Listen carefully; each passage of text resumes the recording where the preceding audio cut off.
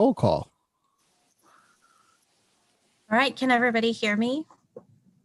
Yep. All right, good evening, everyone. Chair Joe Garatano. Here. Councilmember Dave Bertolino. Here. Councilmember Larry Brost. Here. Councilmember Lauren Edens. Here. Councilmember Joe Farmer. Here. Councilmember Dan Flasher. Here. And Councilmember Rob Rambeau. Here. And Councilmember Kenneth Remy. Here. All right. Okay. And also with us tonight, it looks like we have Rick Brown, Steve Cross, John Young, and Dan Robb. Well, thank you, Michelle. All right, moving on then. Second item of the agenda, the approval of the minutes for the October 27th meeting. Is there a motion for approval of the minutes? Made by Dan Flasher. Is there a second on the approval? Made by Joe Farmer. Any questions or comments on the minutes? All right, seeing none. All those in favor say aye. Aye. Aye. Aye. Any opposed? Any abstain? All right, the minutes are approved. And Michelle Okay. should be commended for a great job on doing those minutes too. Yeah, good job. Thanks for joining us. No problem. All right, now next on the agenda is the public participation. Do we have any comments or anything submitted to us regarding that, Steve, or is there anyone that wishes to speak? I do see one attendee. I had no public comments by email.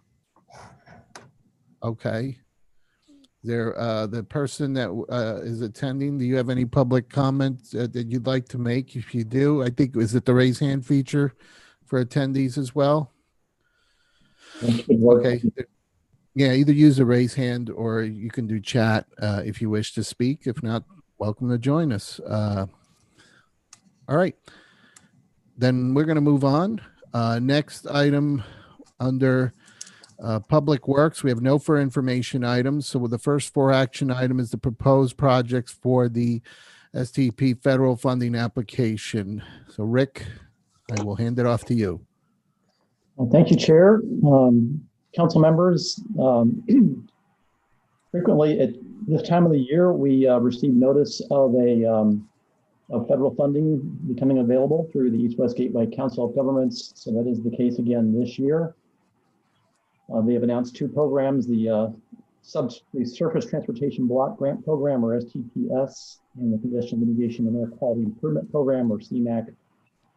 Those are both available for project applications, which are due in February. So what we typically do is recommend a couple of possibilities, and then ideally tonight, we will come out of this meeting with a consensus on a potential project, and the department will move forward towards preparing that application. It does require us to go to the full council for a resolution to be passed in favor of submitting the application. The resolution accompanies the full application that gets submitted with the project. These are local. There's a local match required of a minimum of 20% in both programs, as is typical, and we can increase that. And typically, when we increase the local match, it increases our odds of being successful. So again, I provided a couple options for projects or improvements for consideration. The first, I think you are familiar with, we've talked about it in past years, is the Old State Road at Ridge Road Roundabout project. I provided you a concept layout of the roundabout that is proposed at that intersection. That project is estimated to cost about $2.3 million. It does require some easement acquisition as well. In 2018, we went in with St. Louis County as well as Ellisville and submitted the application for that project. Unfortunately, it was not successful at that time. So this year I have been doing some checking with both St. Louis County, my contacts with St. Louis County and Bill Schwer at City of Ellisville, as well as Jason Lang at East West Gateway relative to a potential application for this project. I did contact St. Louis County, and I unfortunately didn't receive a positive response from my inquiry with regard to their desire to resubmit an application this year. Frankly, the answer that I got was basically they have more projects that are a priority to them that they would prefer to submit on their own rather than submit as a sponsor on the Old State project. Now, I did talk to Jason Lang at East West Gateway about the possibility of Wildwood submitting the project as a sponsor. Now, the issue here that was concerning to me is that most of the footprint of the improvement is outside our city limit. The city limit line kind of wraps around that area, but the actual footprint of the roundabout, most of it is outside the city limit. But the more I did talk to Jason Lang this afternoon, or trade emails with Jason Lang at East West Gateway, he seemed to feel that based on the close proximity of our city limit, that they would allow Wildwood to be the project sponsor. So that was a favorable response. I wasn't expecting that, quite frankly. So it seems to be there might be an opportunity there, unless for some reason John Young tells us we can't do it. And I don't know why that would be necessarily, because it is outside of the city limit, and there's some ordinance that would not allow us to do that. But I haven't followed up on that end, and I guess that would be my next question if we want to move forward. Is there any reason that John Young would see that we couldn't do this application? But otherwise, it seems like there is an opportunity that we could submit it as a project sponsor, and then hopefully Ellisville would be agreeable to going in with us in that case.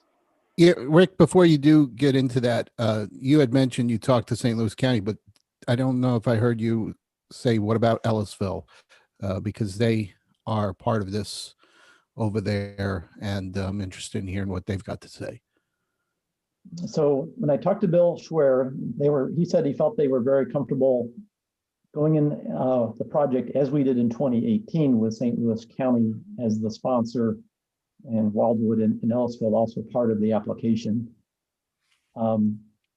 He said they would not be interested in going at it as a sponsor. And quite frankly, I have not had a chance to go back to him and say, well, what if Wildwood was the sponsor?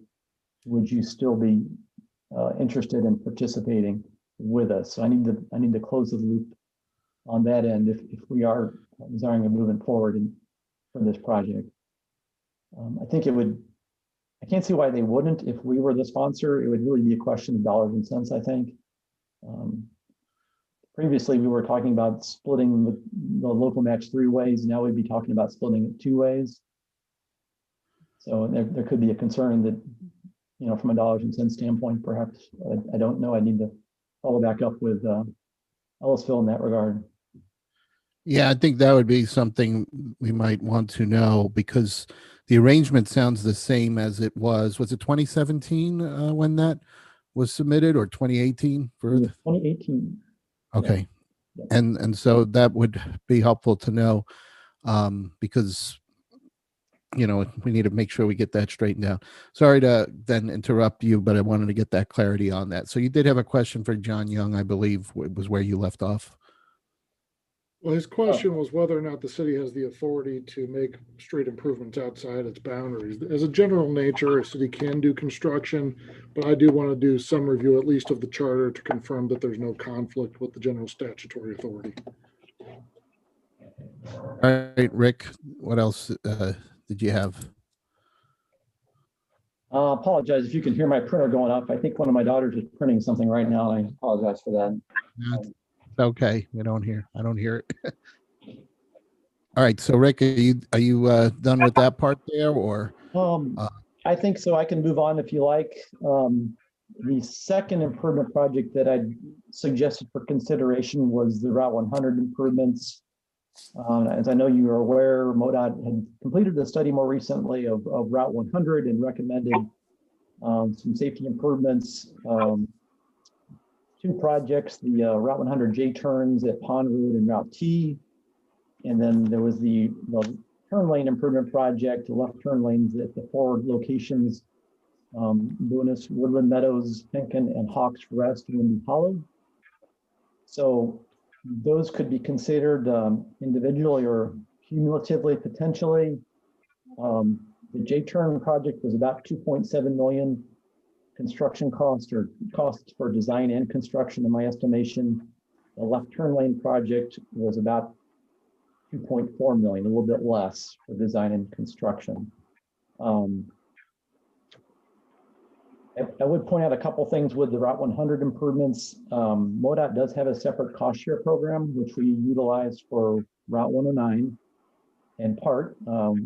That's more of a 50-50 program versus the federal program. You can go 80-20, as high as 80-20, 20% local, but MoDOT's 50-50. You can't get more than 50% of the cost in that program. But that is an option, a separate option that we could consider if we're serious about the Route 100 safety project. And there's nothing saying we couldn't go after both projects, both Ridge Road and 100, although that could be a significant local match hit for potentially the same year. But we could certainly do that. There's no prohibition from us doing that. So I would certainly open any questions at this point. Yeah, and I'm going to open it up for discussion here.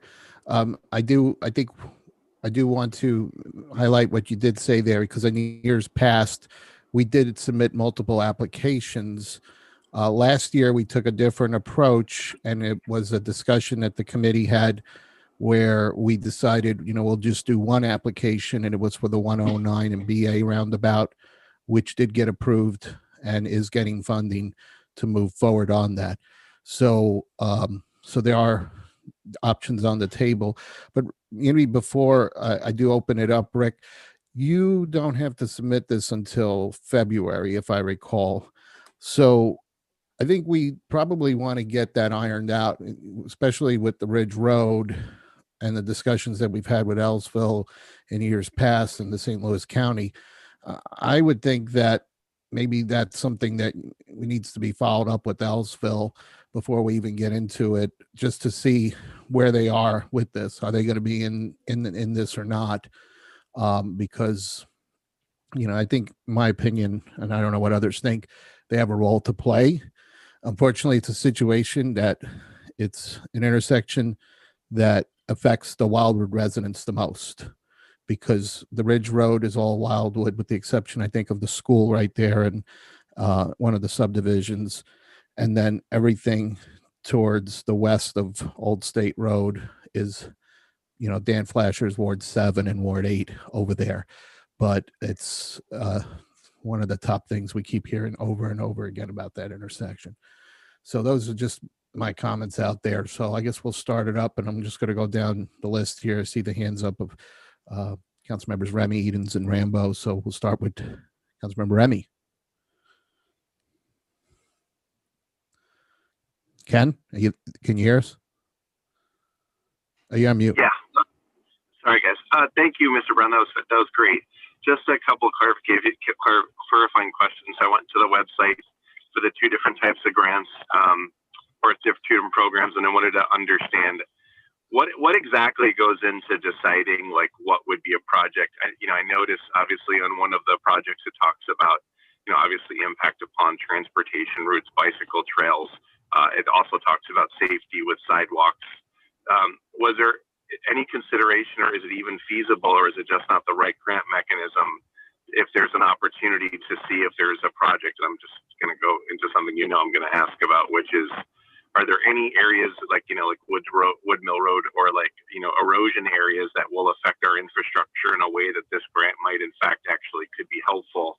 I know you can't use it for road surfacing on one of the grants, but maybe there is something that attaches to one of our bridges or something that perhaps this would be a good way to jumpstart some of the erosion issues that we all agreed, I guess, in priority that would be important, but also that may have some implications, obviously, directly for what the grant is requiring. And the other question I have is, in that vein, is the Strecker Road sidewalks that are from, that we've talked about both in my ward and in Ward 4 and then Ward 2.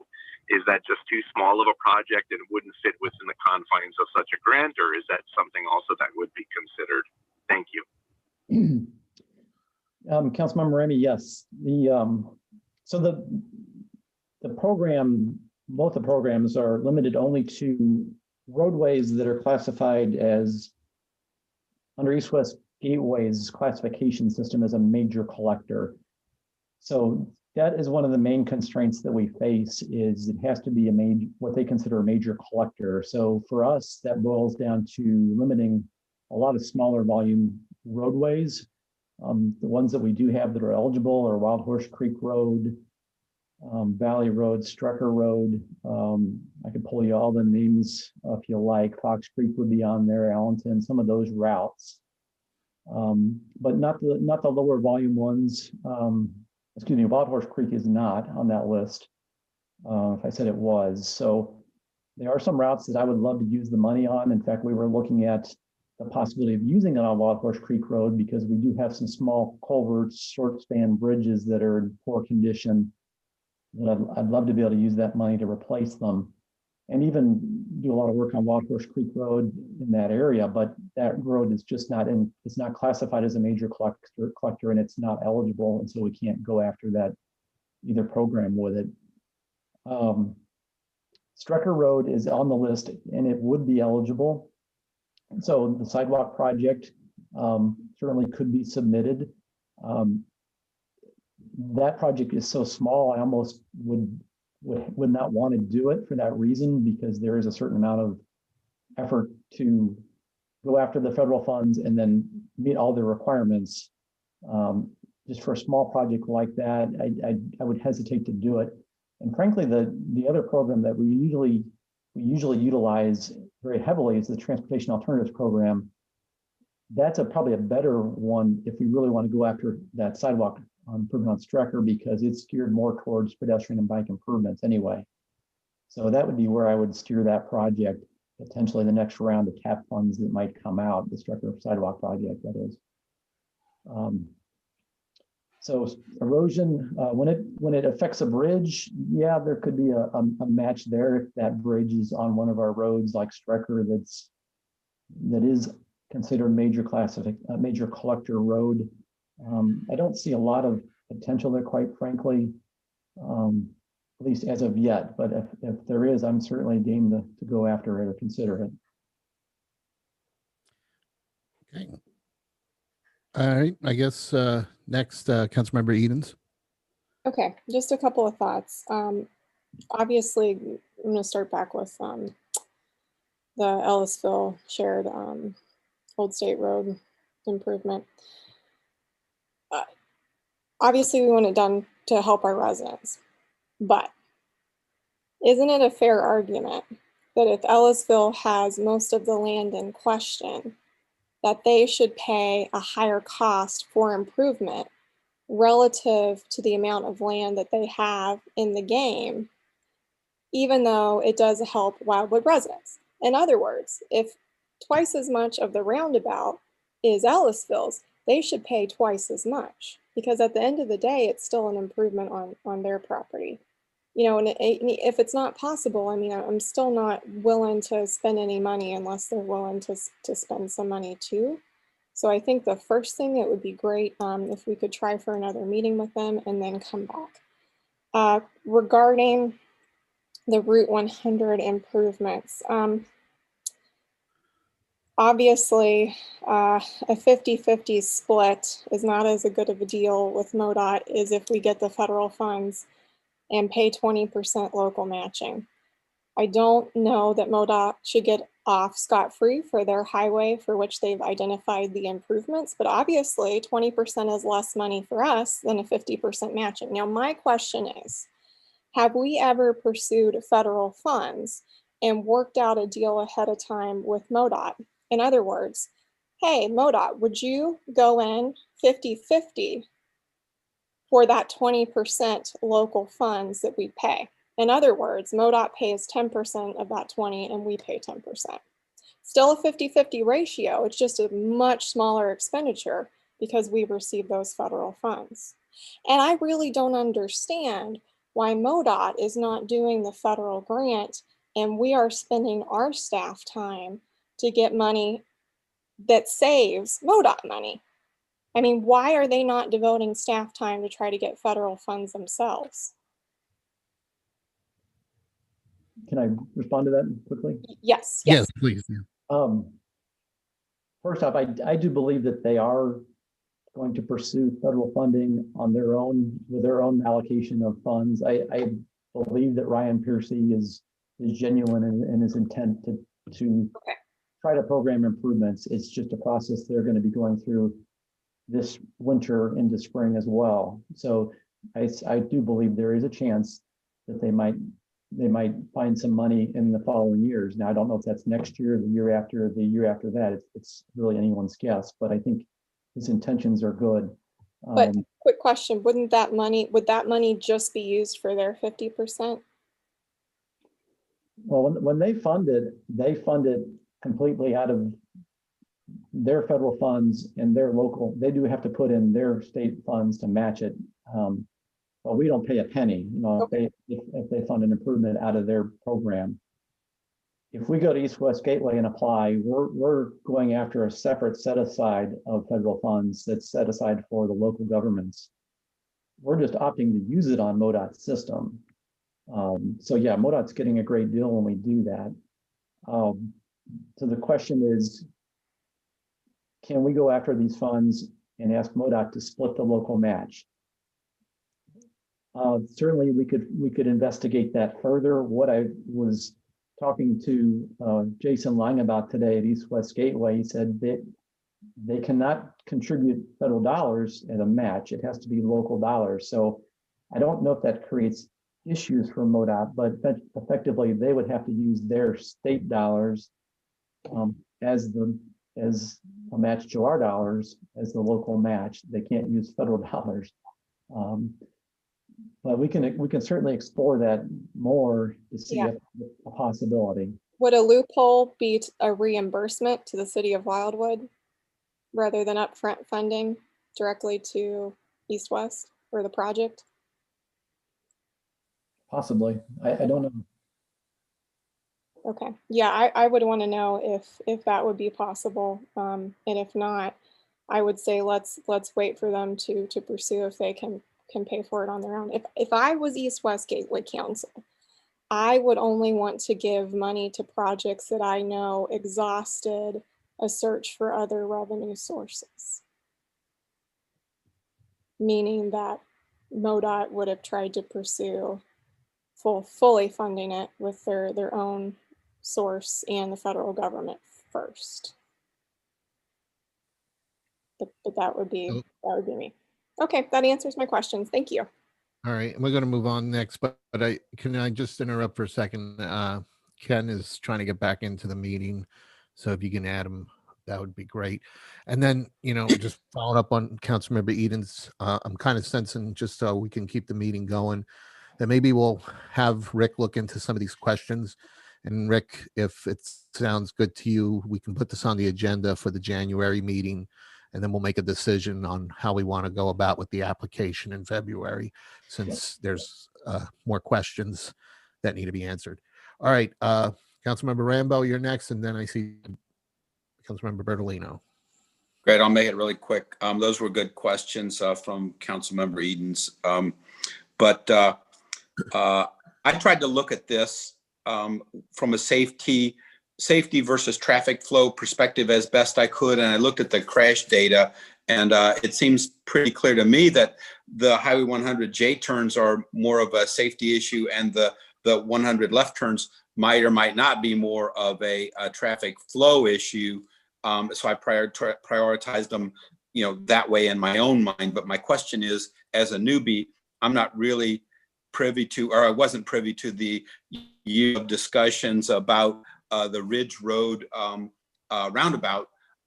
Is that a crash site, a frequent crash site, or is it to improve the flow due to congestion, or just what's the rationale for that, or is it both? And I'd like to know the rationale for the newbies. Maybe that's it. Thanks. I'll jump in there, and then Rick, you can probably add in, given the history. So that section of Old State Road is unimproved. So there's a part of Old State Road. It is a county road. It is, I believe, an arterial road, or Rick will correct me what it is. So it connects between 109 and 100. So part of it was improved several years ago. They added additional lanes and improved the safety of it, lighting along it. The section of the road that was not improved was the Wildwood portion, basically. And the area of Ridge Road is a curve. There's no traffic that really slows down. They keep going fast. And what happens is the folks on Ridge Road, they're also coming in at a bit of an angle. So the biggest complaint is that they have very poor sight distance in seeing the oncoming traffic because it's coming around the curve and it's coming along fast. And then on top of it, you've got Ridge Meadows School right there at the corner. And basically all the Ward 8 neighborhoods there, Crown Point Estates, where Councilmember Galani is, and basically all the way down to St. Paul Road, I think all the way down towards where it takes you to Kiefer Creek. So it is, it's just been an ongoing pain point for those folks over there. It is the number one thing I hear from like Crown Point Estates and the folks along Ridge, that when is something going to be done about this road? And so we did have a plan in 2018. It was a great plan because we had the cities of Wildwood, Ellisville, and St. Louis County working together. And it was going to be an improvement along that road, which would have added additional lanes. It would have improved the safety of that intersection with the roundabout over there. And it also would have improved the ability to travel for pedestrians. So we submitted an application, and as Rick said, we had open houses. We had people come to the meetings. It was definitely a lot of interest. And fortunately, the application did not get picked that year. So we just keep trying again to see if we can get somewhere with this. So last year we did have this at this meeting on the discussion, and we were talking about Old State Road, but the decision at the time was, you know what, let's focus on 109 and BA, because there were several accidents that occurred. So we put all our energy behind that one project, and kind of basically push this one on the side with the hope that we'd come back to it again this year. So that's why it keeps coming back. But Rick, what else do you want to add that goes back to the history of that? And Dan Flasher, Ward 7, might have some comments too. I don't know that I have too much to add, but yeah, there's definitely a need for folks to have access to get off of Ridge Road onto Old State Road. So the roundabout would certainly make that easier and safer. So I see it more as a safety improvement, frankly, so that those folks can get to make that turn on and off Old State onto Ridge Road. So is that a can you quantify that impression with the crash data? And I'm a big fan of traffic circles myself, and Joe mentioned pedestrian safety and chronic complaints from residents. I'm just kind of trying to get a handle on, we really do need to prioritize, actual safety, loss of life kind of threats. And I don't know that they're going as fast on Old State Road and Ridge Road, but it would only take one kid hit in a crosswalk to raise the issue a lot higher than we want it. So I'm just trying to get a handle on how to think about it. It sounds like it's a bad problem, and there's no way to really quantify it versus the Highway 100 complaints. Is that a fair way to look at it? I mean, I don't have the data in front of me right here. I mean, yeah, I was asking Rick, actually. Oh yeah, go ahead. I don't have it in front of me either, frankly. We went through the planning effort with St. Louis County and Ellisville. I think it was 2017. That was part of the study that was done at that time, was to look at the essentially the delays incurred and the crash history and on the corridor. And but I don't have that information in front of me. Okay, yeah, fair enough. I'm trying to separate delays and congestion from actual loss of life and that high speed safety, I guess. And I'm not sure we can get there, but That's all I had. Thank you. All right, Councilmember Bertolino, you had your hand up? No, you taking it down? All right. Hearing that, and again, as I mentioned before, we probably have more questions for Rick to look into, and the fact that we can make a decision before the application deadline in February. Rick, are you then okay? We'll put this on the agenda for January. You should hopefully get some answers. Looks like basically on both options here, and then we'll make a decision at that point. That would be fine. I will get to work getting some more answers for you, and we'll have it back in January. All right. So we won't take any action then at this point with this. We'll come back to it. All right. Next on the, Mr. Chair? yes. Did I miss a hand? Sorry. That's okay. Not a problem. Sorry, sir. Rick, I wonder if we can also get some crash statistics or some statistics that can answer Mr. Rambaugh's issue about the roundabout area, that Ridge and 109, I'm sorry, Ridge and Old State versus on Highway 100. That information should be available through Captain Mundell or MoDOT, that we could bring that back to the next meeting. We can certainly look into that, yes. I don't know for a fact we have it at Ridge up to date. I'll talk to Captain Mundell to see, because it is outside the city limits. I don't know if he has access to that or not. Yeah, I couldn't find it. You couldn't find it? Yeah, I can only find 2018 as the most current up-to-date thing on that. I was just looking at it myself.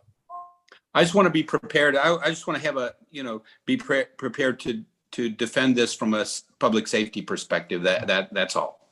No, I think it's a very good question, and I'll Rick, let you and I talk offline tomorrow or whatever, and see if we can't somehow figure out a way to see if we can get some of those statistics to help this committee make a decision, one or the other. Yeah. Sure. Yep. Yeah, and definitely maybe in your conversation with Dallasville, Rick, because I do think they have to be involved in this, for this to move forward. So maybe you can get more out of them when you talk to them. And just to be clear, I think it was the intent of the department that we would request, I think the expectation would be that Ellisville would share in the local match. So if it's just the two of us, we would split the local match. Yeah. The question might be, is the local match that we would want to go for 20% or 30% or whatnot? But I think that would be the expectation. Well, that'll be helpful to know what they're wanting, to what extent they want to be involved in. Okay. Yeah. All right. That's, I don't see any other hands up. Rob, your hand's still up, but I'm assuming that's. Oh, sorry. No, that's fine. All right. So with that, we'll go to the next item here on the agenda, which is the consultant supplemental agreement for the design of the Manchester Road shared use path. Rick?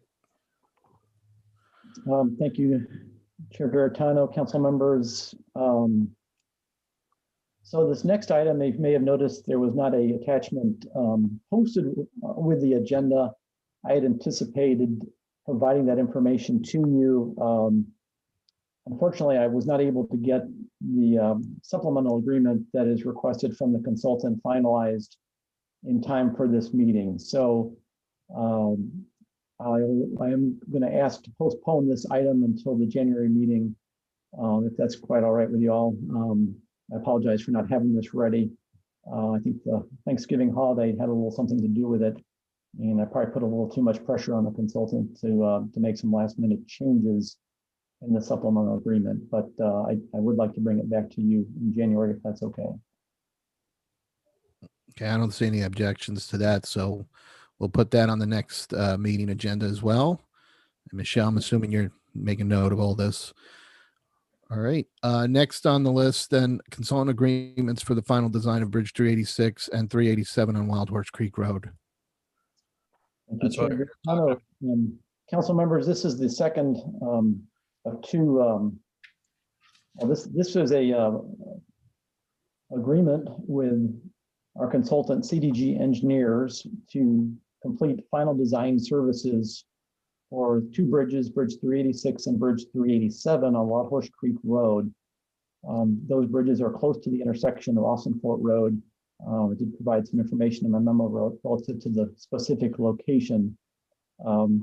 Bridge 386 is a short span bridge, less than 20 feet in length. Essentially, it's a box culvert just north of Austin Fort Road over a tributary of Wild Horse Creek. Bridge 387 is a larger span bridge over Wild Horse Creek that we did receive federal funding on earlier this year. So we engaged CDG a couple of years ago to start the design of these three bridges, also Bridge 385, which is on Austin Fort, immediately 900 foot south or so of Wild Horse Creek. These are three structures that are in close proximity. 385 is also a small bridge, less than 20 foot in length. So 385 and 386 are, well, 386 is in poor condition, 385 is in fair condition. And then 387 is our most poorly ranked remaining bridge structure in the city of Wildwood. So the department was essentially trying to put together a plan to replace all three structures and get them programmed under our 5-year capital improvement program. So that is underway. We did get, as I referenced earlier, federal funding for Bridge 387 already. So that federal funding will certainly help out in the amount of $1.36 million to replace Bridge 387. So at this time, we're wanting to move forward into the final design of Bridge 386 and Bridge 387. And so CDG has put together, and we worked very hard with them to prepare a scope of work to complete the final design.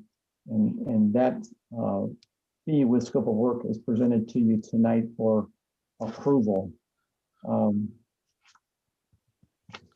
The two bridges are actually programmed separately under our capital improvements program, but the department is planning to approach them as essentially one project. The two, Bridge 386 and 387, are in close proximity, as I had mentioned, on Wild Horse Creek Road. So the goal would be to develop a set of plans and specifications to bid both bridges together as one project, with the idea of reducing the construction cost and reducing the duration of construction as much as possible. We expect that we will close Wild Horse Creek Road in that area to construct both of those bridges, 386 and 387. So tonight we are asking for, or recommending that the city move forward and enter into a city consultant agreement with CDG engineers to complete the final design on the two bridges. And the amount, the not to exceed amount for that contract, or the two contracts together, would be $273,100. And so I'm available for any questions regarding this recommendation from the committee members. Is there a motion for Rick, or you want to, you have questions, or you want to make a motion? All right, I saw a couple of hands go up. So I saw Councilmember Edens, Brost, and Remy. But I'd like to ask a question. All right. Oh, okay. Go ahead. I just wanted to ask if the designs would be in line with recommendations from the Watershed Erosion Committee. And if they come back and they're not, and our consultant would have comments, do I then have to pay a redesign fee, or is that rolled in with any corrections or suggestions the city has? Councilmember Edens, I have had some very extensive conversations with CDG engineers relative to the work of the Watershed Erosion Task Force. So they're very aware of the concerns that have been raised through that task force. So my expectation is they're going to do what we need to do to address concerns in that regard, and they're very aware of that. I've also toyed with the option of even pulling in a third-party consultant to maybe provide a second opinion if necessary, and we can do that. But CDG is certainly aware of the concerns, and that is accounted for in their scope of work. Okay, so they'll work with us, and if we have suggestions, I'm not paying essentially to redesign it. Okay, great. That is the goal, yes. Okay, Councilmember Brost, then Councilmember Remy. Did you want to make that motion, by the way, or Councilmember Edens, were you making a motion? Making the motion. All right, so we'll just get a motion on the floor, and that's what motion with to proceed with the recommendation. Of the department. Okay, so since Steve, what do you got? Well, I want to make sure that everybody understands how this dovetails in with our strategic plan. Before you make a motion to proceed with this, at the last council meeting, we identified 8 major goals, one of which was public works projects. And public works projects were ranked number 4 out of the 8, as you recall. The next step in that is to take all the individual sub-goals that you all identified, and that's what I sent out yesterday to you all. Now, just to make sure that I had captured all of those. The next step then is to do 2 things. I need to blend in the items that were already in the capital budget plan, the capital improvement plan, as well as quantify the other items and identify any federal funding or state funding or any other kind of funding to give you all council members, the entire council, the ability then to decide which projects we're going to pursue.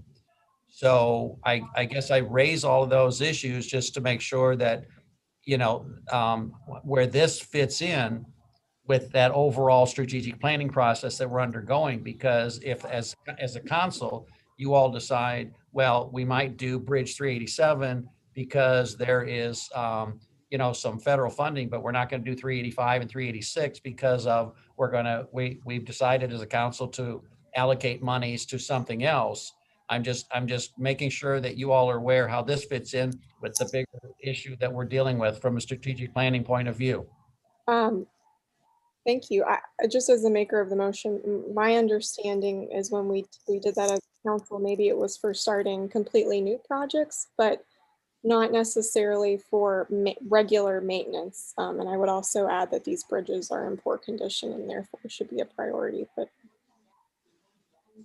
Yeah. All right. I did see, Steve, thanks for the comments there, but Lauren, Councilmember Edens, you made the motion. I don't see a second, so we'll need to make sure we have a second. So Councilmember Remy, you got your 2 fingers up. That means a second there. All right. So let's continue the discussion there. So was it Councilmember Gross? Did I have you? Yep. Go ahead. Yeah. I guess I was going to probably not as well said as Steve, but I was going to mention that too, is that we're also in the process of prioritizing. So I think we give that a little bit of time to evaluate. Rick, the email I sent earlier today, I guess I'm still not clear if we're looking for approval for final design.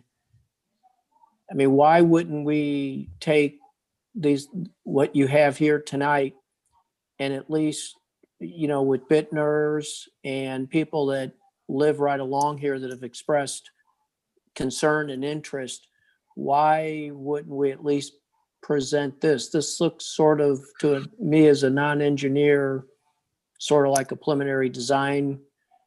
I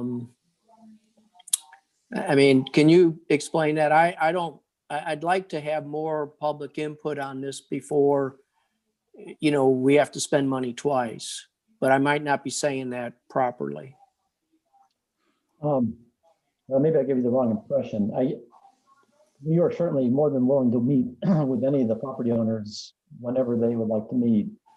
I think we're at a good point to do that. What I was trying to clarify in that email was we have a requirement by MoDOT to have a formal public open house style public meeting, and that has to come after MoDOT has approved our preliminary plans. Since we got the federal funding, it's required us to back up, and now we have to submit preliminary plans to MoDOT, get that approval, and then have the public meeting. So there is some time before we can have that formal public meeting, but that does not preclude that we can't go out and talk to folks if folks want to meet, particularly Mr. Bidner.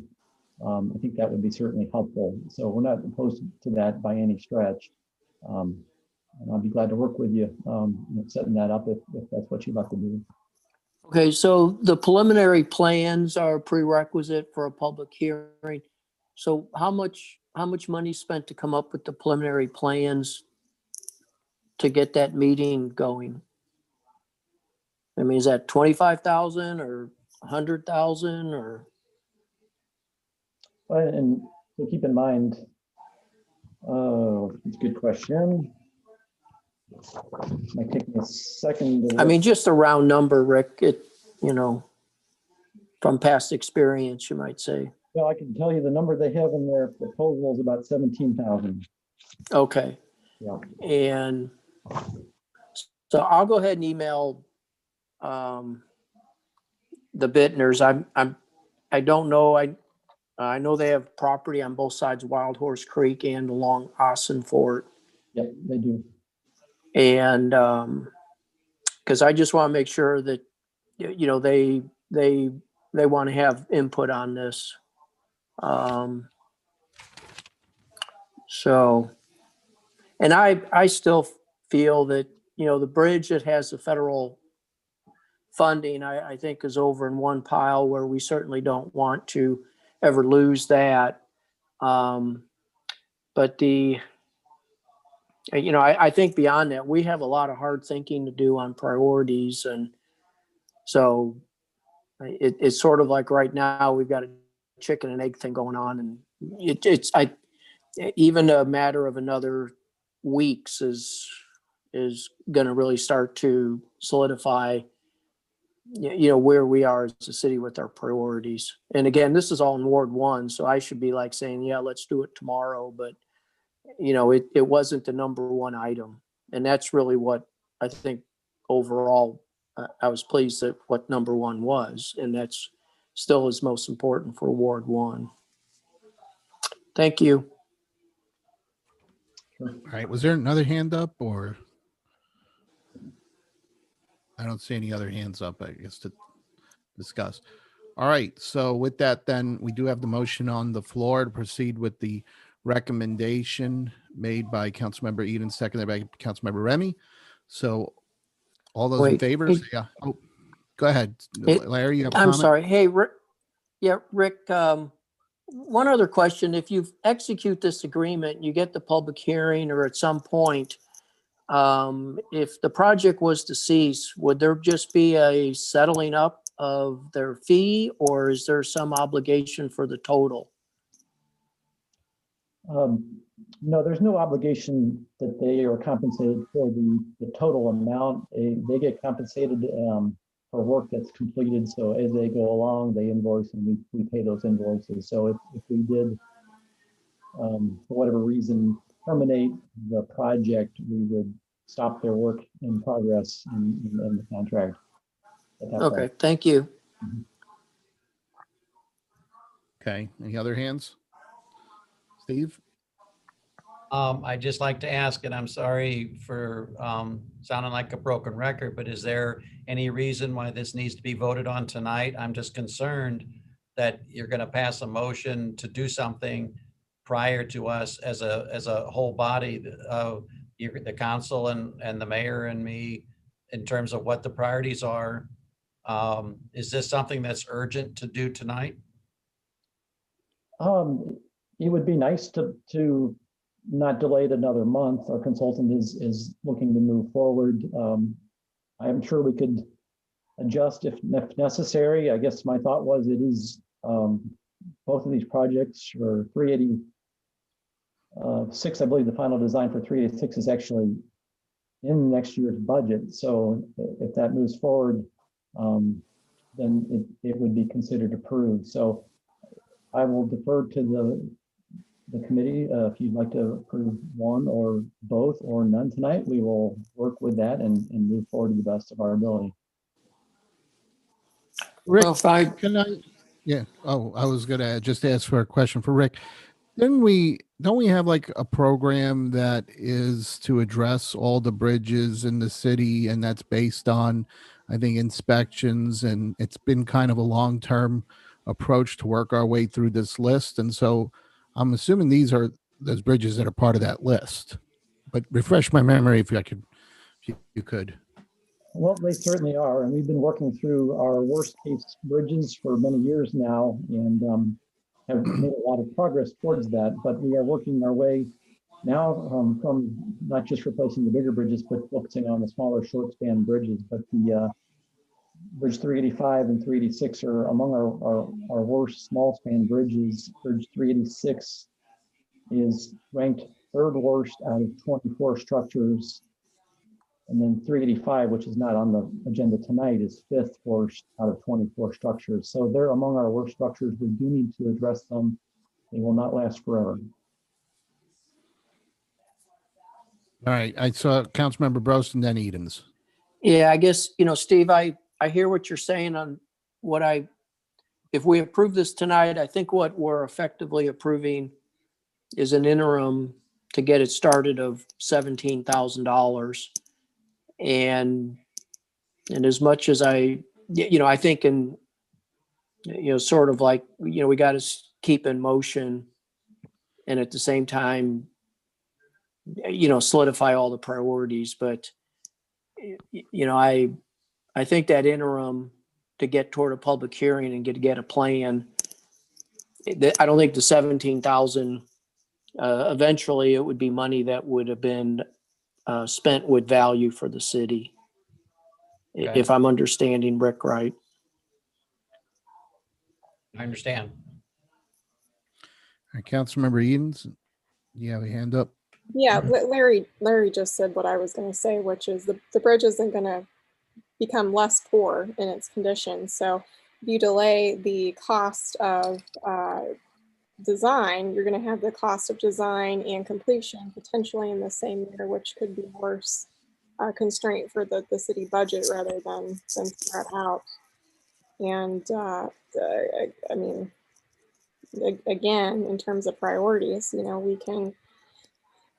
we cannot replace street trees, but we can't not replace bridges. So I'm going to stand firm on this tonight. And if council chooses to delay it because they feel it's not a priority, that's at the purview of the council, but at least it's a formal public recommendation by Public Works by the time it gets to that review of priorities. I understand. I just felt obligated just to make sure everybody was on the same page as it related to the strategic plan. That's all. Appreciate it. Yeah, good point. Steve, it's water under the bridge. Don't worry about it. Okay. Yes, sir. All right. Well, we do have a motion on the floor. So, I think good points here made. Any other question or comment there? Rob, is that your hand or are you just hitting the screen? No, I was getting ready to vote. That's all. Thank you. Okay, good. All right. We'll try voice vote there. All those in favor of the motion, say aye. Aye. Any oppose? Any abstain? All right, that motion passes. Thank you for that. All right, then moving on next, we're going to go into administration. We do not have any for information items, but we do have a for action item. It is a draft of the anti-harassment policy for elected and appointed officials. So we will start with that. And then we have City Attorney John Young here, who's helped to author this document here based on input. So I don't know if, John, do you want to cover that or Steve? Or... No, Mr. Young will take it from here. All right, thank you, Mr. Chair. At a prior meeting of the committee, there was recognition that the city does not have a current policy on sexual harassment that is applicable to elected officials. We have one that's applicable to employees, not one applicable to elected officials. So the request was for us to draft a policy to fill that gap. I'm not going to go through in detail what was been presented, hoping that you've had an opportunity to read it over the last week, but just to hit the high points is what this does is it establishes what the bad behavior is, how to report it, the fact that it will be investigated, and the responsive action based upon the investigation. With that, I'm happy to answer any questions. All right. Well, thank you, John, for introducing the item here. I've got a couple of hands up. So Councilmember was there? I see it in order of Rambo, and then Councilmember Bertolino, also Councilmember Edens. But I don't know if Councilmember Edens, did you have your hand up before them or? Oh, I was just gonna make a motion to get it on the floor, and then if Okay. anybody wanted to Then discuss why it. don't we, if that's okay with everyone, Councilmember Edens, you want to go ahead and make your motion? Yes, I do. Thank you. Okay, that's a motion for what? For, are you looking to Approve the approve this sexual language? harassment policy. Mhm. Okay, so that's the motion to approve the language. I see Councilmember Rambo's hand, so I'm going to assume that is a second right there. Your hand went right up.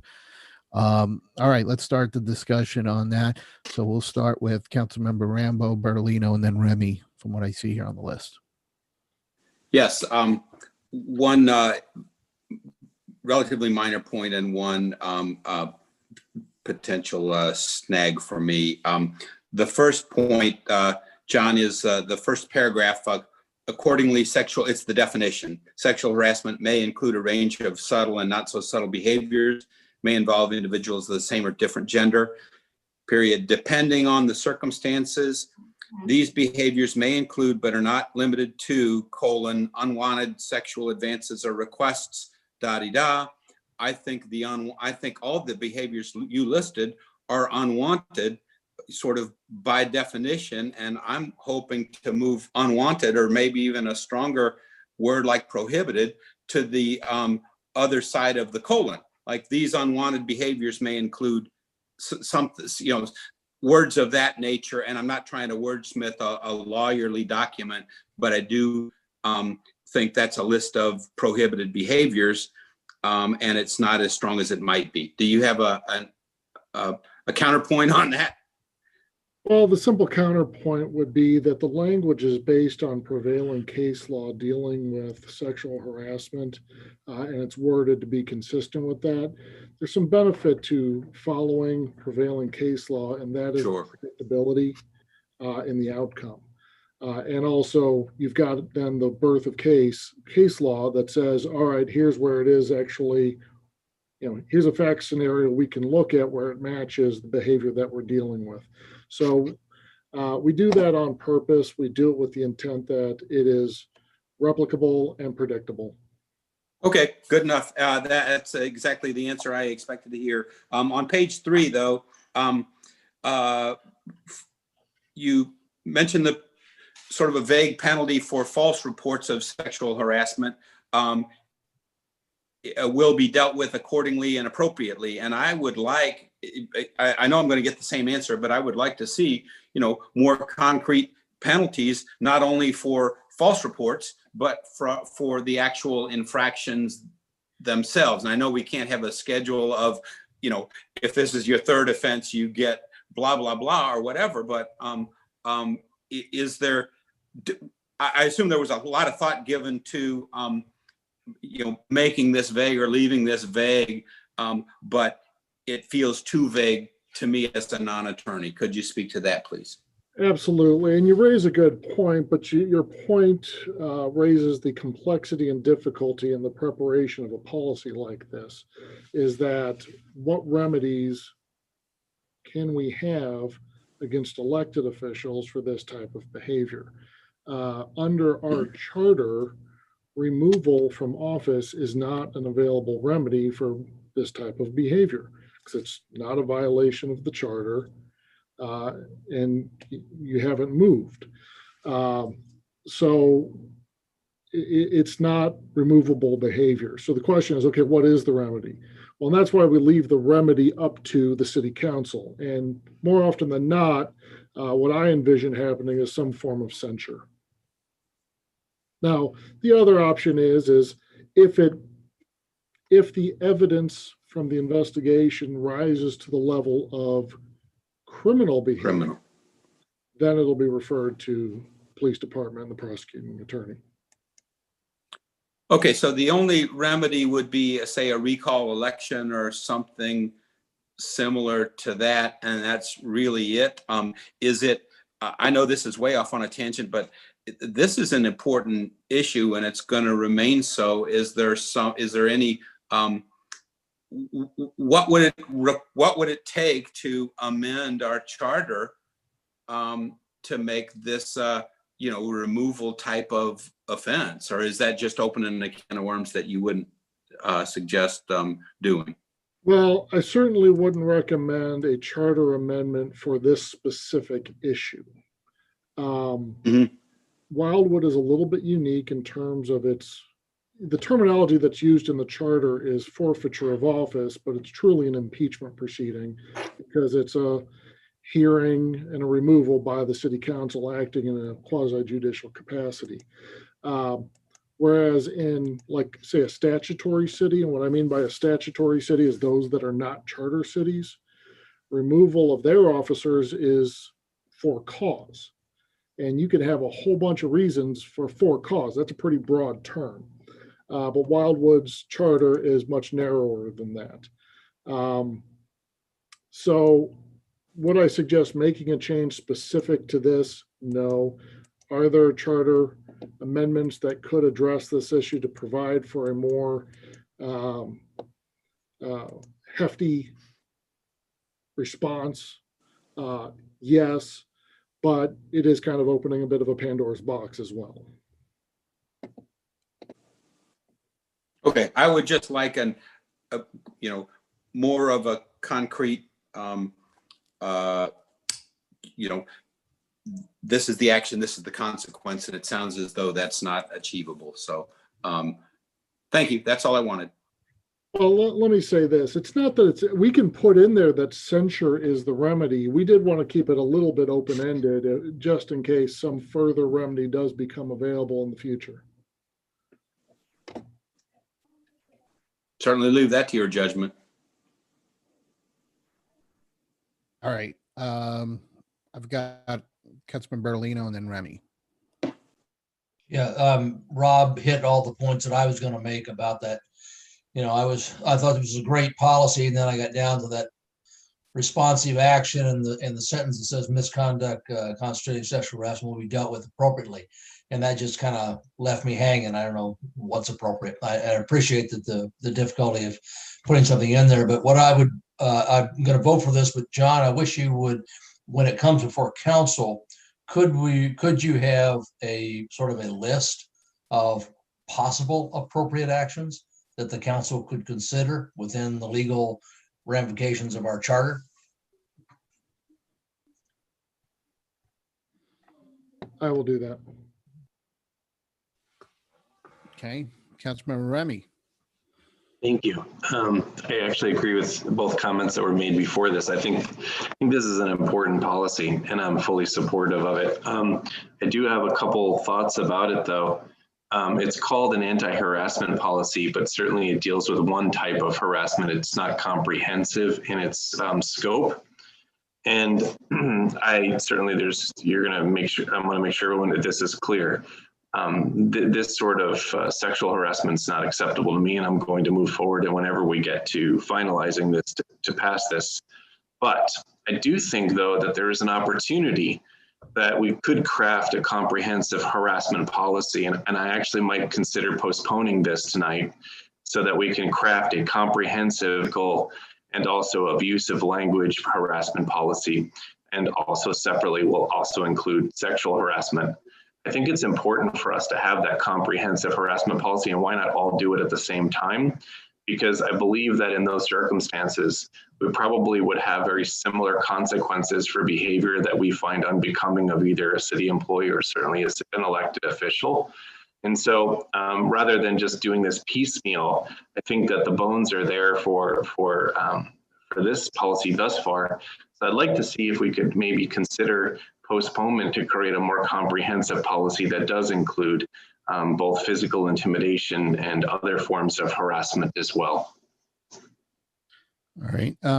John, since you kind of drafted this and what is on the table here, do you have any comments on that, or?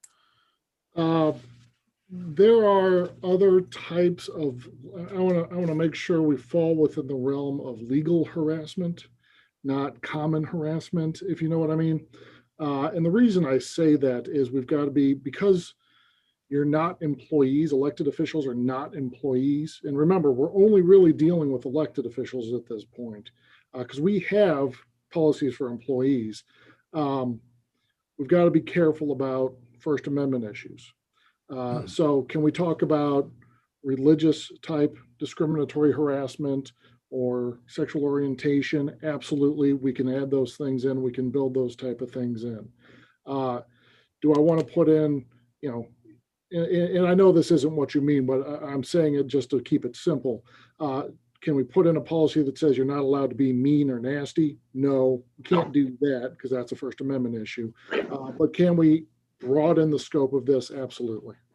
I appreciate that. And sorry, Joe, I didn't mean to speak out of turn, but just a response to Mr. Yeah, no, I fully agree. I understand there's certainly confines. I mean, as this is written, it just says harassment policy, and then certainly only refers to one type of harassment. But if that's possible, Mr. Young, that's what I would do. And I'd love to hear everyone's dialogue first before I would make maybe an motion either to amend or postpone until the next meeting. But don't get me wrong, everyone, I'm in full support of this policy. All right. Well, next on the list, I have Councilmember Edens. There are a couple other hands that are still up here. So Councilmember Bertolino, actually, did I skip you, Councilmember Bertolino, or did you just put it up now? Your hand up. Come back after you, after Councilmember Edens? Yeah, I had my say, and then I had something else to say, so I put my hand up again. Oh, okay. Well, then let's follow the order here. So we'll let Councilmember Edens speak, and then Bertolino and Rambo. Are you still wanting to speak? I'm very conscious of your hand because you always say that I never see it. Yeah, you've been doing a great job so far, but have anything to add? Everybody's covering Okay. all the bases, so thank you. Good. All right. Well, Councilmember Edens, we'll let you go, and then we'll come back to Bertolino. Okay, so maybe the titling of this, rather than just anti-harassment, should just be a sexual harassment policy. I would encourage us to pass this as is as a committee, and we'll just talk about sexual harassment. I'm supportive of additions in their own form of policy for sexual discrimination, racial discrimination, not discrimination, but let's say harassment or other types of harassment. I think it's okay to pass this as something separate. And I would really appreciate it. Okay. The sooner it's on the books, the better. All right. So in that case, that's one comment there for keeping it as is. But I think what Councilmember's point, they still have another one to address those other points, is what it sounds like you're proposing. Absolutely. I would love to add something. I think it's okay to just call this as a sexual harassment policy and add additional sections at another meeting. But if we like this as is, let's move it out. All right. Councilman Bertolino, you had your hand up. Yeah, Laura just said what I was going to say. And Ken, I appreciate the other issues, but they're muddier and they're deeper, and it's going to take a lot more time to ferret out, I think, what we really mean by other harassment. I do think Lauren had a good point there. Instead of just the title being anti-harassment policy, why don't we just call it sexual harassment policy or anti-sexual harassment policy? So that it is specific, and you're right, Ken, it only refers to this, but I think we ought to pass this and get it on the books, as Lauren said, and then come back on that more sticky issue and deal with it later. Okay. Councilman Remy, you go ahead. Yeah, no, I appreciate both comments, and I agree with both of you guys. I'm okay with moving forward tonight to pass this successfully, but would it be possible for us as a committee to try to see if we could get, obviously we want to make sure that there's not council members using conduct that's unbecoming of council members with physical intimidation or types of harassment that are certainly not acceptable. Could we at least, after we hopefully pass this, at least come up with the conversation that on the next meeting, we will come up with an additional harassment policy that will address other forms of harassment that we find unacceptable. I think that's fair. Yeah, we can do that. So let's, we have the motion on the floor here. So let's vote on that. And then we'll put the item on the next agenda for the continuation of the other topics. All right. So any other discussion on are we changing the title of it, Mr. Garitano? Sorry. So it probably would help. I mean, the beginning of this document here, when you do open it, does have, let me see here, hang on, I want to make sure I'm looking at the right one. So maybe that might be something that would want to be clarified so that we know this is specific to sexual harassment or something like that along those lines. And that way too, there'll be a collection of anti-harassment modules or policies that kind of all come together at some point. But this one will move forward like this. In terms of the title, if I could make a suggestion, Mr. Chair, is to leave the title as is, because I would envision that the future addition would be an amendment to it. So we're not creating completely separate policies for different types of harassment. Just leave the title as is, and then we'll amend it to add the additional subject matter. So is that what Councilmember Edens, was that what you intended? You're good with that? That works for me then. Thank you for the input, Attorney Young. Okay. So with that, then we'll then proceed with the motion on the floor. I don't see any other discussion. All those in favor say aye. Aye. Aye. Anyone oppose? Anyone abstain? All right, so that motion passes. So we've approved this policy here. And then what we'll do is for the next meeting in January, put on the agenda that will continue with that. So John, do you have anything or that you need at this point, or are you going to look for input from the committee to help with drafting this? And is January acceptable to you? We will make it work. Okay. So do you need anything, or you have clear direction at this point? I think I've got clear direction. Okay. So we'll look for a draft to review before our next meeting there, like we did with this one. Okay. Thank you. All right. Good there. All right. Next item on the agenda here is number 2, the city council meeting start time. Steve, do you want to introduce that topic, or do you want me to cover it? I think it was your topic, so why don't you go ahead and bring that up? Okay. I think it's Well, more this is appropriate for actually, council member. well, yeah, actually, this is an item that was added to the agenda at the request of the mayor. It was put in one of the mayor's Friday memos a while back that he wanted the committee to look at this particular item because right now it is in the city's charter that specifically states that the city council meeting start time is 7 p.m. and therefore there is no flexibility at all. And we've kind of come across that this year with the pandemic, I think, or shortened agendas that, I think there was maybe he wanted to start at one time at 6:30 or something, but because the charter specifically states that the meeting takes place at 7, there's no flexibility. So his ask in the memo was for the committee to consider if we would be willing to adjust that language so that we're not tied down to the 7 p.m. that's in the charter. I think John probably can tell us what would be involved in this, because I would imagine that probably has to be then put to a vote at a future ballot item. Mr. Chairman, that is correct. It would require the city council could pass an ordinance proposing an amendment to the charter. That proposed amendment would then go on the ballot for approval by the voters. And to get on the April election, that ordinance would have to be passed by, I believe the date is January 26th. All right. So we have that, or any thoughts around this from the committee? Councilmember Edens. I can understand the thought about moving it up when we have had shorter meetings, during the pandemic. But when you think about it, I mean, at least for the time that I've been on, most of our work sessions have averaged a minimum of an hour. And with a lot of folks that are trying to make it back from work, grab a snack, I really don't know how we can start work session consistently at 5:30 or 5. So I just don't see how it can be moved up so that we can have that work session before. No, I think point of information. It's not to change the time of the work session. I think it's specific to the council meeting. Right. 7. But I just don't know how we can be prepared for that council meeting at 7 without having the opportunity to have a thorough work session at 6. Because a lot of times our questions get answered at that work session. Yeah, I don't know for sure. I don't want to speak for what the mayor. I think there were a couple of times where there were work sessions that were a half hour. They were short, and I think that's where it was.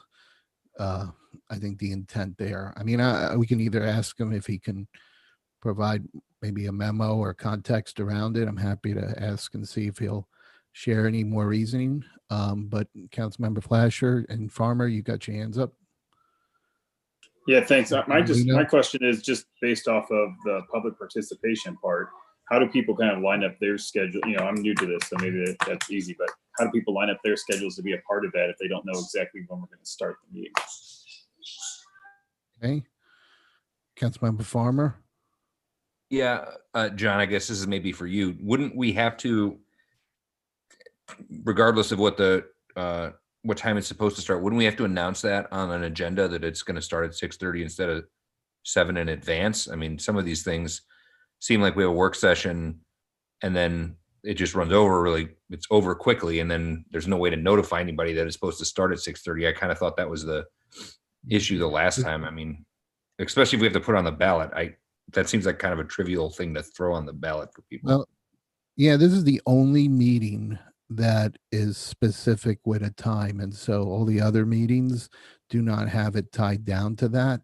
And so I think that was the question. It was very odd that why was this specific in there that, but anyway, that's all I know. But John, you go ahead. And well, actually, real quick, John, the second thing is, I mean, I assume then that might also help if we run over in a work session, then we don't have to necessarily kind of stop mid-course, have the meeting, and then try to get back into what we were talking about before, right? If we were to fix this.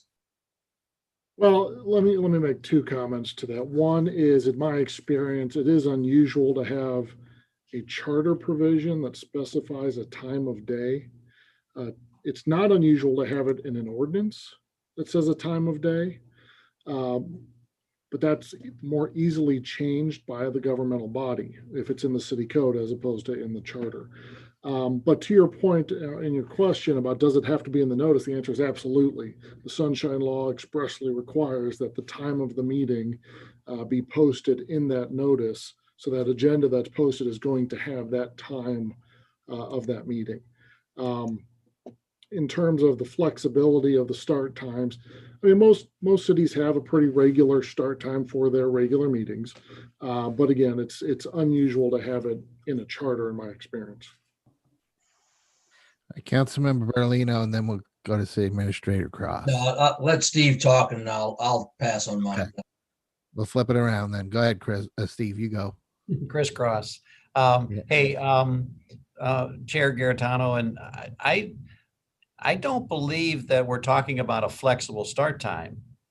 I believe that the mayor is suggesting that we change the time from a start time of, say, 7 p.m. to a start time of, say, 6:30. Okay, not a moving time each time. So just to get us an earlier start. But if that's the case, I think going back to what Councilmember Edens just said, if the council meeting is voted upon by the resident and it's changed in the charter that the official start time is now at 6:30 p.m. or 6 p.m. or whatever. And if we're going to have a work session prior to that, then everything backs up, and work sessions do in fact usually go an hour. The half-hour ones are an anomaly, not so they would have to start earlier. But when we talk about posting the time and so forth, it would be a permanent change from 7 o'clock to something earlier than that. I believe that's what the mayor is talking about. That's good. I appreciate that clarity on that.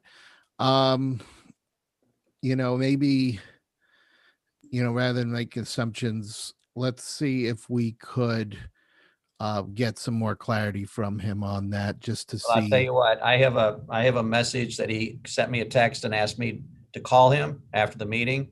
He wants to talk to me about something. I will ask him tonight. So, yeah, I mean, I think we can probably, you know, I don't know how time sensitive it is. Obviously, John said that it gets put on the ballot, and I do think that, you know, there is a cost if it gets put on a ballot, I believe, that does not already have items that we are already participating in. But if we already are participating in on a ballot, whether it's the regular municipal election or some other thing, then I think you can bundle them up. And I don't know if it's either the same cost or it's probably less. John, do you know that answer?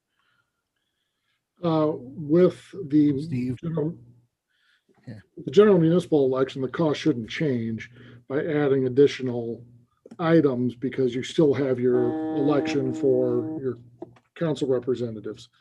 But you're correct in putting it on especially in an off-year election for November or August, which I believe this would be an off year. Your proportional cost is likely to go up depending upon who else is putting something on the ballot. Right. And we had that issue when we put the runoff election for Mr. Brost and Mr. Hudson. There was nothing else on the ballot, or no, actually Clayton had one item. So we split the cost between the city of Wildwood and the city of Clayton on a pro rata share. So it just depends on what else might be on that particular ballot. Yeah, and I mean, the difference is tens of thousands of dollars, so it's not insignificant. Right. Well, is it, let's see, Councilmember Bros, I'll let you go ahead. You know, if we were to move this toward the ballot, would we want to move it toward just removing, you know, the time and just leave it all solely to the ordinance? I mean, you know, if all of a sudden we change it to 6:30 and 5 years from now, somebody wants to change it back to 7, you got to go back to the well again. Why couldn't we just say the time's not going to be determined by the charter? We're just going to determine it by ordinance and follow all the sunshine laws. In substance, it seems like in the long run, you might save money. And maybe you can ask the mayor about that, Steve. Okay. I think that makes sense there. But I think, John, we could do that, right? We could just make the language in the charter more vague so that we're not locked into a specific time to be consistent with some of the other municipalities that you deal with, correct? Absolutely. You could state that the meeting shall be at such dates and times as may be established by ordinance. I'll leave it at that. And I think that would accomplish what the mayor is trying to do here. All right, so we'll just have to wait and see if you can get more clarity on that, Steve. I don't see that we have to make any kind of action at this point right now. I mean, I think it will leave us with a shorter window if we do decide in January when we have that more of those details, because per what John Young said, if we were to put it on the April, we'd have to get it out of committee, and then the council would have to also vote on it, 2 readings to get it done by what, would you say middle January, John? I believe it's January 26th. I'm sorry, I want to look at something in terms of your schedule to see when your second meeting in January would be. So we are in December. So your second meeting in January is actually on the 25th. So you would have to have it passed by the 25th. So by your second meeting in January. So you would have 2 meetings in January to consider something like this. Well, I guess then it is possible. It's just a tight time frame. Mr. Chair, just as a suggestion, would you have any opposition to my coordinating between the city administrator and the mayor in determining the mayor's intent and actually presenting some language so that if the committee is favorable in acting on this next month, you actually have something concrete in front of you? Yeah, and that I think that would be good. I did find the language in his memo. It was dated July 31st of this year. So what he wrote is this. It says, our charter provides that the city council meetings may not begin prior to 7. It is somewhat unusual for such a fundamental document to contain a provision relating to the commencement time for meetings. And as you know, we frequently complete the business of the work session near 6:30. In light of this, I've asked Chair of Admin Public Works for consideration of whether a change allowing for greater flexibility is warranted. If the council approves of a change, we would place this on the ballot for voter approval at the next election, which is most financially feasible. So that's the language there, but I think, we can let City Attorney John Young and Interim City Administrator get some more discussion there, and then we can make a decision in January. And then if that's the case, then we can try to shoot for, if the intent of the committee is to want to proceed with making that language change. Councilmember Remy. Oh, I see a couple of hands up. So let me make sure. Councilmember Remy, I'll call on you. Councilmember Bertolino, did you have anything, or you stepped away? And then I see Councilmember Flasher. So go ahead, Councilmember Remy. I think I definitely would like to hear the intent. I think it's not unreasonable to consider this, and I think the language is important. I appreciate Councilmember Edens' comments specifically about difficulty and certainly time to get to the meeting. I wonder also, though, in the context of maybe evaluating broad language for such a potential ballot measure, given the fact that there may be an opportunity to move up the meeting, should we also consider language that, let's just say for the once the pandemic hopefully is over as we near the end of winter, should we at all consider language that would include the ability for exceptions to be made for some virtual attendance if needed, so that council members can still participate in work session? My only fear would be is if for some reason, if some folks like myself are kept at work a little bit late and we get to the work session later than we would expect, I would hate to be missing part of our council meeting. But if there was certainly an alternative, obviously it's a little bit easier with this virtual platform to make sure that you're present. So maybe we also consider some sort of language to that nature to accommodate and make sure that people are participant. So I think, that did come up a while back, about 2-3 years ago. At the time, the Admin Public Works Committee did not want to, the vote of the committee didn't want to proceed with changing anything. I think Councilmember Erlino, I remember maybe him being there. But I know that also has been asked by the mayor, that we look at it to see how we could include flexibility like that. I don't know if that requires, though, a charter change.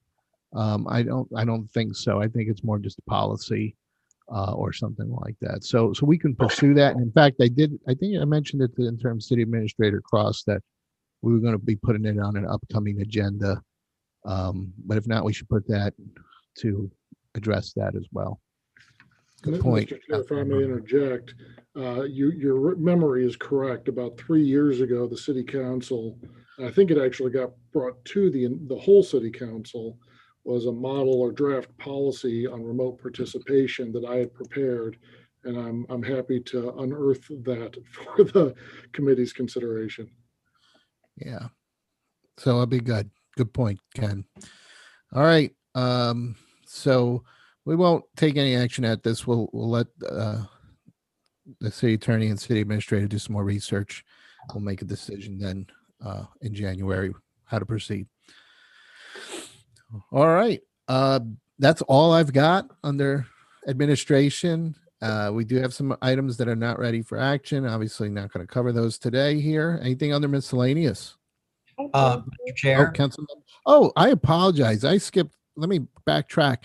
Councilmember Flasher, you had your hand up. So this, I'm assuming, is back to the start time. So if the my hand was still just left over from the previous time I had my hand up, so I apologize. I didn't take it down. You and Rob with these hands. Yeah. Yes. Go ahead, Steve. Before you skip down to miscellaneous, I would like to have you discuss, because we did add under items not ready for action, high priority number 1, the executive session, and I'd like you to just speak briefly about that and where we're going. Yeah, absolutely. And that's also another item that the mayor put in his mayor's report. It was from July 17th around the executive session confidentiality. And I'll just read what he wrote here. Our ordinance 110.210.14 provides that we are honor bound to maintain the confidentiality of closed sessions. And City Attorney Young had indicated that other cities have stronger provisions relative to this issue. And I, being the mayor, have asked him to provide a report on that to the admin PW committee so it can consider whether our current ordinance should be strengthened. So that was the language on that. And so we do have that on there to tee it up for an upcoming meeting so we can address that item around executive session confidentiality. So that's there, social media policy. And then we have the social and elected officials are paying for records requests. There's items that have already been on there. And then we have the bias training for city officials under medium and no other items under low priority at this time. Anything else? Councilmember Edens. Yes, two comments. One is a miscellaneous and one is on the bias training. After the discussion tonight and some good points Councilmember Remy brought, I think we could broaden it. There are groups like SHRM and other online resources where it's not just bias training. There's different forms of harassment training that we could participate in as elected officials. You sit through a class online would be cheaper than certainly going in person, especially with pandemic concerns. And I will say I've had to do it in the workplace, and there's audible groans, including from myself, when I had to complete it. And I don't know that it prevents a harasser from doing something, but it can help the harassee, if that's a word, know what their rights are in the workplace and maybe recognize something that they have been putting up with that they didn't know they needed to report. So I think we got to put our money where our mouth is. There's been a lot of social movements, and we should probably broaden this. And I don't know if a motion's needed for that, or if you can just, as chair, maybe put it back on the agenda as just, harassment, bias training, etc. packages. Or I don't we think could purchase together. If there's no objection, I think we can adjust the title since you had requested this item before. Yes, and I still have a miscellaneous question, if that's okay. You bet, sure. I can't remember if I asked this before, probably not, and I think Mr. Cross and Mr. Brown can answer this. So the Starbucks in Town Center, there was a pier, I guess is the word, that was stone and two fence sections that were connected, and it looked like it got hit from 100. Did it? Yes, it did. Okay, so I walk there sometimes, and I know the distance from the sidewalk in 100 and from that and to the fence is actually pretty considerable. When you're walking on it, however, it feels like you're really closer to the highway than you are. And maybe in our 5-year plan, now knowing that a car swerved, I don't know if it was a deer or a drunk driver or whatever, and we do have pedestrians walking, maybe we need to put in our budget adding one of those fence rails. Well, what happened at that particular location is a vehicle was eastbound on 100 by a young man. Eastbound. I'm sorry. He was driving the vehicle. He had borrowed that vehicle, and he was going at probably at least the speed limit, if not above the speed limit. But that light changed right there, and he went to apply his brakes and found out that the car did not have any brakes. Oh. Again, he had borrowed this car from somebody, so he swerved to avoid hitting the car and hit the fence and that stone pier. Found out that he had multiple warrants outstanding, so he was handcuffed and marched to jail. We've gotten quotes from Chesterfield Fence to repair that. Mr. Brown can tell us the status of that. I mean, we've been waiting a long time for that to get repaired. They should have done it by now, but I don't know regarding your request about any other kind of barrier. This was a one-off situation. But, again, it's up to this group or Board of Public Safety perhaps. But where are we, Rick, on the repair of that? I knew you were going to ask me that. I don't have a good update for you. Gary and Department of Parks is handling that. We have a contractor, Chesterfield Deck and Fence, is scheduled to do the work, and we've been patiently waiting on them to get started. And as far as I know, I don't know It should be any day now, but I don't really have any better information than that, frankly. Okay. So Councilmember Edens did bring up a good point, and I remember this was also something a while back where we put in the guardrails along 100. It's kind of interesting because it's made of wood on one side, and then we got it stained a few years after. But I guess that section there may not have it, obviously, otherwise that car would have probably hit the guardrail. So is that something that maybe we can look into and see, maybe at least if not that section, or what other sections are missing, or could experience the same issue? Because it's definitely covered, I think, from Taylor Road east on both sides. It But I guess is, not. and when you Yeah. walk it, I mean, the sidewalk's a lot closer. That's why it Okay. is. But my thought would be if everybody could walk that section too, and let me know if you feel as exposed as I do on it, walking. And my other question, are we? It sounds like maybe this particular driver wouldn't have been up to date on insurance in general. But are we getting reimbursed from an insurance company for the cost of repairing that fence? I don't believe that cost is coming out of the city's budget. I don't believe. Rick? Okay. So In yeah, fact, generally, that's pretty, I think we've actually gotten money for that, and we're waiting just to simply have the contractor repair it, I believe. Am I correct in that, Rick? I believe that's correct. We typically follow up with the police and get the insurance company that's involved and Right. file a claim. So we do, when we have police reports and a route to proceed with, we usually do I that. think we already have that check in hand, actually. All right. Well, I guess that helps provide an update on that over there. I'm Any other making a questions? note about we'll look into guardrails. See, yeah, maybe it's worth looking into some spots where we could use them. So, okay, well, I don't see any other things for miscellaneous here, so I guess we're done. So, this concludes Admin Public Works for tonight. Our next meeting is going to be next year in 2021. Could you believe that? So hopefully 2021 is a lot better than all 2020 we've had. But thanks for everything that you guys have done. And with that, I guess we'll look for a motion to adjourn. Made by Councilmember Bertolino, seconded by Councilmember Brost.